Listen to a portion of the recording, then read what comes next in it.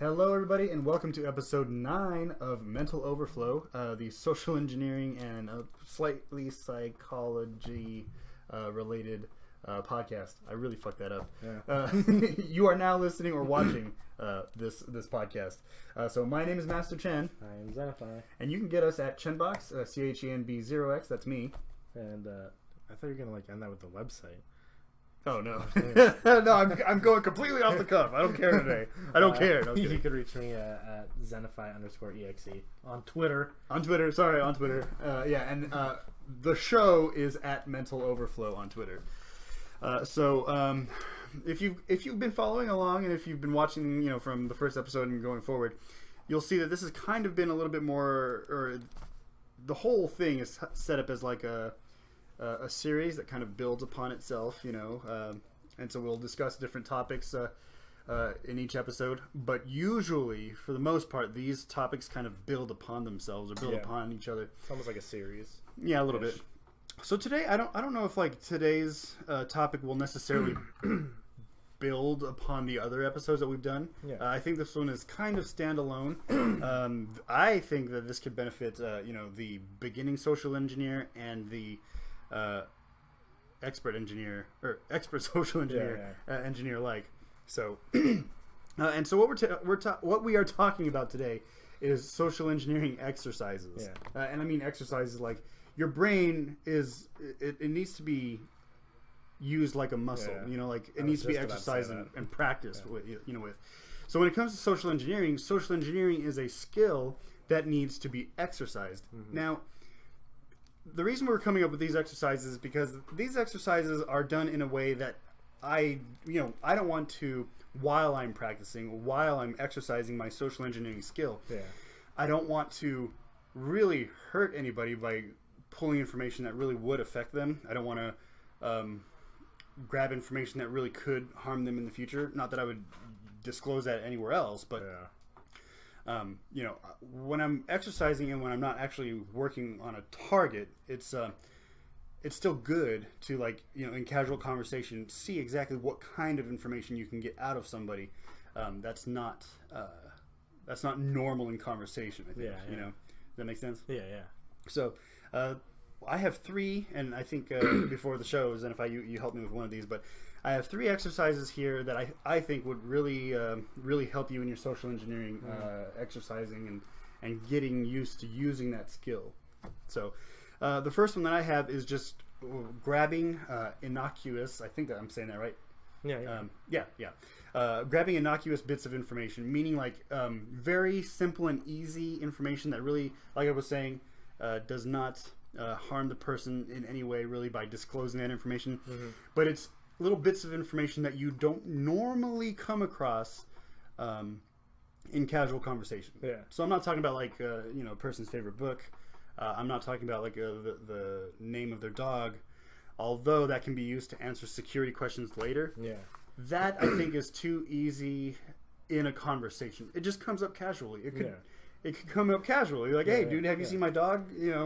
Well, now you know the dog's name. It's too easy. So when I'm talking about grabbing innocuous bits of information, I mean information that is not that easy to get. I don't care about your dog's name because it's too easy. I don't care about your favorite movie. It's too easy to get. I'm trying to get something that's just weird to be asking in casual conversation, and you get extra points if you can pull it off without seeming weird.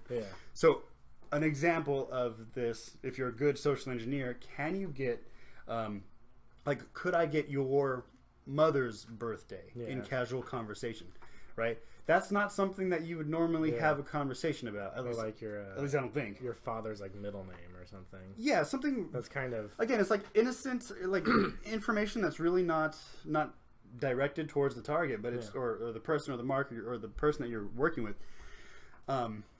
But it's something that in conversation, if done poorly, can really make somebody raise an eyebrow, and so that's the type of information that I'm talking about. Another thing that I have on here in my notes, so we have the target's mother's birthday. Another thing is sexual partners. How many sexual partners have you had?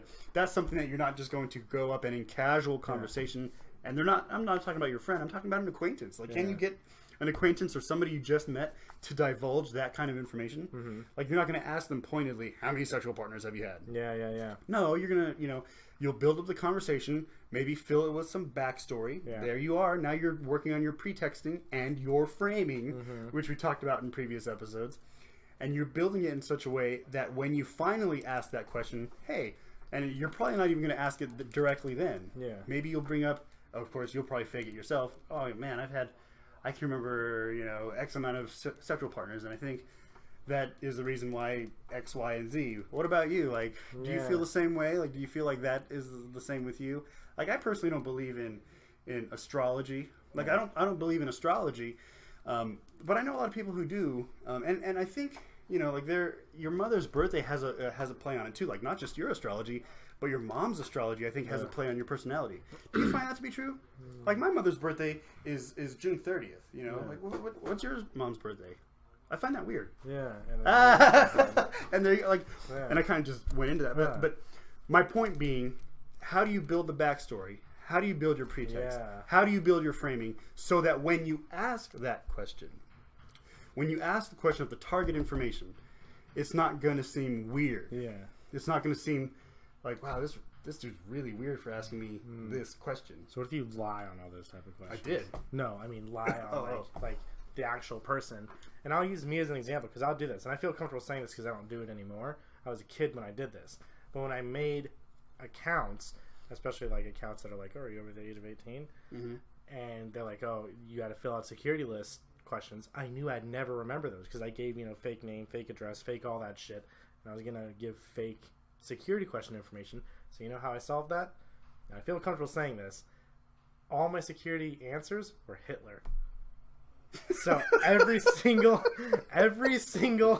I knew I'd never forget it. So every single question, when's your mother's birthday? Hitler. Who's your favorite author? Hitler. What's your favorite food? Hitler. I just knew if I'd ever get locked out of that junk account because I gave it so much misinformation. I think we have a keyword or a tag for this episode. No, I get what you're saying. Now, no, we don't condone Hitler. Jesus Christ. Yeah, no. But I see what you're saying. Yeah. Like, it was an easy way for me to remember I was giving myself misinformation while setting up these accounts, and the only thing I could attribute to that was that one word. But then I thought to myself a lot later on when I got into security, are there other people, there's got to be other people, even casual people, that don't give correct information? What do you do in that scenario? Well, okay, so yes, but you have to remember, okay, first of all, if I asked you your birthday, you're not going to say, well, my birthday's Hitler. Yeah. Now, I'm not talking about Sure. casual, okay, so today's social engineering exercises are all about the conversation. Yeah. We're talking face to face, or we're talking over the phone, or we're talking human to human. Mm-hmm. Okay.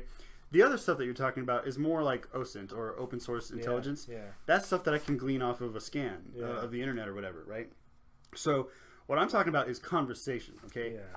I want Heart-to-heart my stuff. exercise. The exercise that we're working on is getting this information by having this casual conversation. Mm-hmm.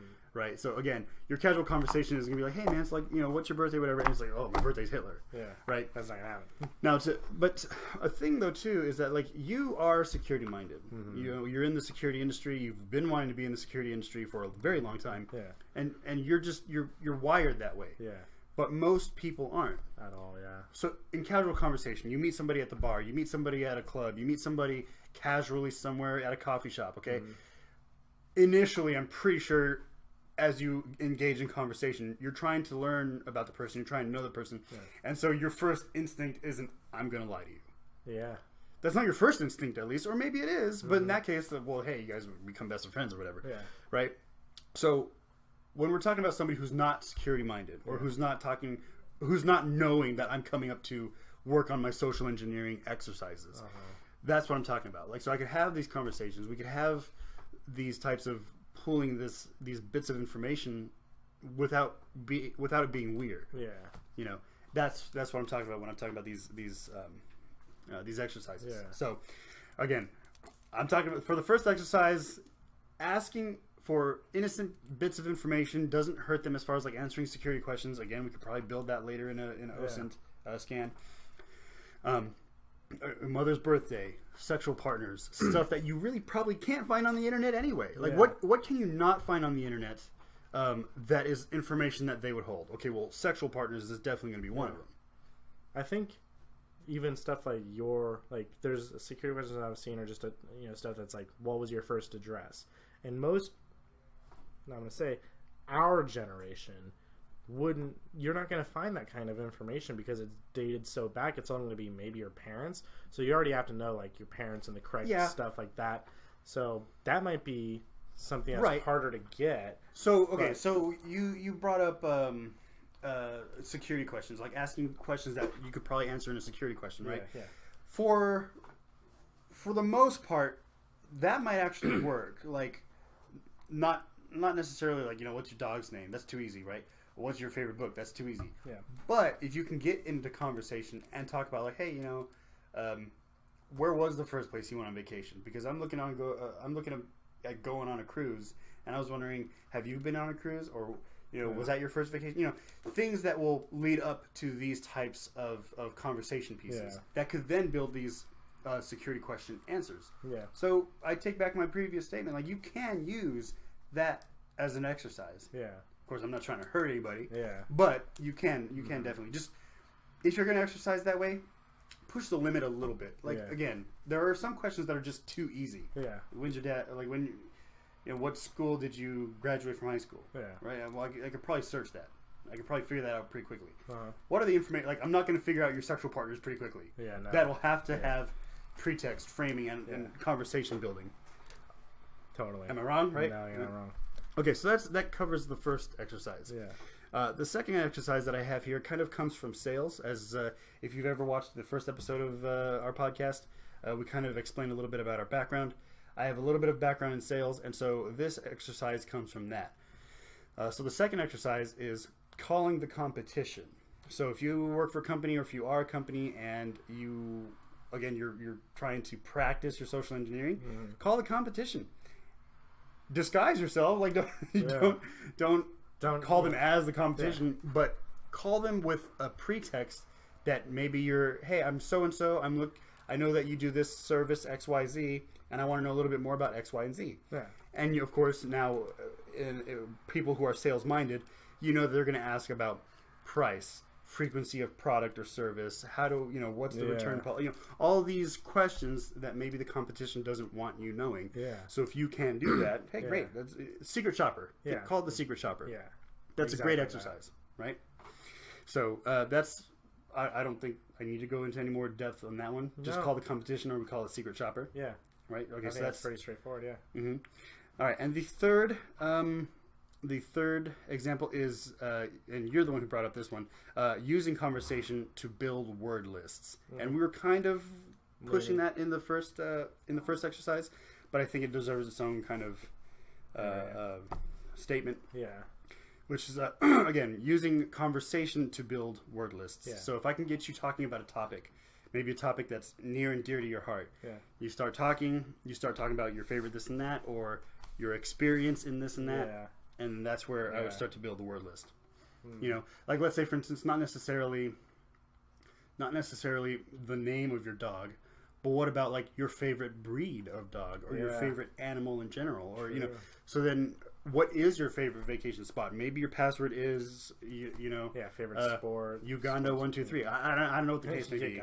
No, I've never been to Uganda. I'm saying like, but so you mentioned sports teams, right? So that's how you start to build a word list. Yeah. So I think that would be a great way to build your social engineering muscle, right? So those are the three exercises that I wanted to talk about. If you guys we have an audience.